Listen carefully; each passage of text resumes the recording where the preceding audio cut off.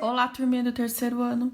Vamos fazer as atividades aqui seguindo o nosso cronograma do dia 17 ao dia 21 de maio. Nós vamos fazer, então, as atividades do livro Conectados, de língua portuguesa, de terça e de quarta-feira, então, tá bom?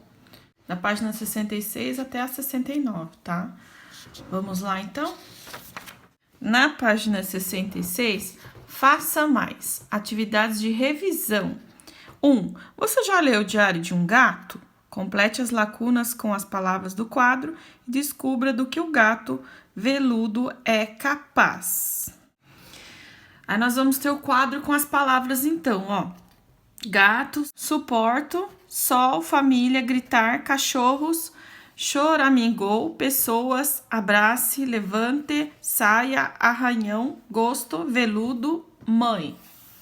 Aí nós vamos preencher as lacunas aqui do texto com essas palavrinhas que a gente leu acima, tá bom? Então, você tem que preencher esse texto aqui com as lacunas, prestando muita atenção para preencher corretamente, tá? Então, aí vocês vão preenchendo as lacunas, tá? Então, nós, os gatos, não fomos feitos para ficar por aí como cachorros e fazer exatamente o que nos dizem, encarando as pessoas com devoção enquanto pensamos se haverá algum chinelo para buscar para elas. Vivemos nossa própria vida, nós os gatos. Eu gosto de levar a minha, e se há uma coisa que não suporto é desperdiçar os dias e as noites quando a família está de férias viajando. Ah, veludo! Choramingou Carol, me dando um grande apertão de despedida. Eu lancei a ela aquele olhar frio que significa: cuidado, Carol, me abrace do lado certo, porque senão pode receber em troca um grande arranhão de despedida. Ah, veludo, vamos ficar longe uma semana inteira. Uma semana inteira? Palavras mágicas. Uma semana inteira tomando sol nos canteiros de flores, sem a mãe de Carol para gritar. Aí lá do outro lado continua o texto e você vai continuar preenchendo as lacunas, tá? Saia daqui, veludo! Você está amassando as minhas plantas! Uma semana inteira refestelado em cima da TV sem o pai de Carol resmungando: veludo, levante o rabo! Ele está balançando bem na frente do gol. E o melhor de tudo, uma semana inteira sem ser agarrado e enfiado à força no velho cesto de bebê da casa, ao lado, e afagado e apertado por Carol e pela tonta de sua amiga Suzana. Aí nós vamos ter o significado aqui no vocabulário de duas palavras, tá? Devoção, que é admiração, amor. Refestelado, que é deitado ou estendido comodamente, tá? Então, esse texto é da Anne Fine, A Volta do Gato Assassino, é o nome do livro, tá? Aí tem aqui a editora, onde é que tá disponível esse trecho aqui que a gente acabou de ler. Então, a Pro leu o texto inteiro para vocês. Vocês só vão preencher, então, as lacunas, que é esses espacinhos que estão em branco, com as palavras aqui do quadro. Então, a Pro leu todas as palavras. Se você prestar atenção no que eu li, você vai conseguir preencher as lacunas com as palavras do quadro corretamente, tá? A2. No texto, há substantivos escritos com letra inicial maiúscula. Quais são eles? Aí você vai colocar sim ou não. Tem sim substantivos escritos com letra maiúscula. Os nomes do gato, o nome da dona do gato, tá? Então, os nomes próprios que tem aqui no texto estão escritos com letra maiúscula. Aí você vai colocar aqui, ó. Então, ó, o nome, por exemplo, aqui do gato, ó, veludo, ó. Veludo tá escrito com letra maiúscula e aparece mais de uma vez, ó. E o nome da dona dele também, a Carol, ó. Carol também tá escrito com letra maiúscula, inicial maiúscula. Aí você vai colocar na 2. E aí, se você encontrar mais algum outro nome com letra maiúscula, você coloca também aqui. Por que esses substantivos são escritos com letra inicial maiúscula? Então, a letra inicial é maiúscula porque são nome de pessoas e o nome do gato, tá bom? Então, nome próprio que a gente diz, substantivo que é o nome próprio, sempre vai começar com a primeira letra maiúscula, tá? Quando é nome próprio. A3. Circule no texto todas as palavras terminadas em ão. E aí você vai vir aqui no texto, então, ó, e vai circular as palavras terminadas em ão. Logo aqui no início, ó, você já vai achar uma, ó. Uma, depois tem mais uma. Aí todas as palavras que você achar que terminam com ão, ó, que terminam com a, ó, tio, ão, você vai circular no texto. Aqui, qual dessas palavras expressa algo mais intenso, mais forte do que o normal? Qual das palavras que você circulou? Aí você vai colocar, tá? Qual das palavras que você circulou que significa, então, algo mais intenso? Aí vai ter que ter achado as palavras para você saber aqui quais delas que é, tá? Lá quando você circulou no texto, você vai ter que encontrar essa palavra, então, que tem algo mais intenso aí, ó, tá? Que ela expressa, quer dizer que ela significa algo mais intenso, tá? O sentido da palavra, então. Aí você vai ter achado, circulado, você vai identificar ela nessas palavras que você circulou e colocar aqui. A 4. Copie do texto as palavras com R entre vogais e RR. Ó, aqui, por exemplo, no cachorros, tá? A palavra tá aqui no quadro, mas você vai colocar ela em uma das lacunas aqui. Então, cachorros não tem RR? Daí você vai colocar aqui na 4, então, ó. Cachorros, que é uma das palavras com RR, tá? Mas tem mais no texto. Aí vocês vão encontrar todas e vão colocar aqui. As que tem RR e as que tem R entre vogais. Essa, então, é com RR. Com R's entre as vogais, nós vamos ter aqui, ó, encarando, ó. Tá vendo, ó? Encarando, ó. R entre as vogais, ó, o R aqui e duas vogais ao ladinho dela, tá? O R aqui no meio e as vogais do lado. Então, tá entre as vogais. Então, encarando. E tem haverá também, ó, que tem duas vogais, um R aqui, tá vendo? Aí, as palavras com R entre as vogais e as com RR, que nem cachorros, você vai copiar aqui na 4, então, tá? Ó. Então, nós achamos uma com RR, achamos uma com R entre as vogais, que é o encarando, tá? R entre as vogais e RR. Aí vocês vão colocar todas aqui, tem mais, tá bom?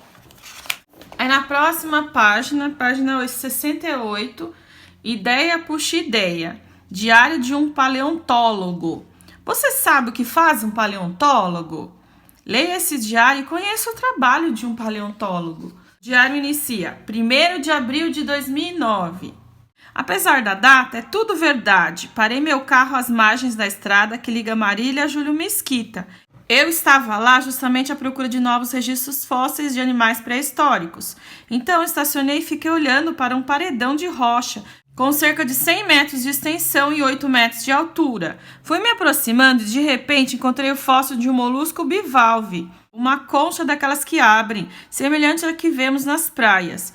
Um pouco mais à direita, observei o que me pareceu uma pedra arredondada. Curioso pelo formato, cheguei mais perto para conferir. Com as mãos, retirei alguns pedaços de rocha e pude perceber que se tratava de um osso fossilizado. Era o meu dia de sorte. Eu estava diante de uma grande vértebra de dinossauro. Agora a gente vai continuar o texto na página 69, tá bom? Então a gente continua a leitura do texto na página 69 aqui, ó. Como precisava voltar logo à cidade, não poderia naquela hora investigar com mais detalhes o paredão de pedra. Peguei a concha e a vértebra recém-descobertas, coloquei no carro e fui embora. Algumas semanas depois...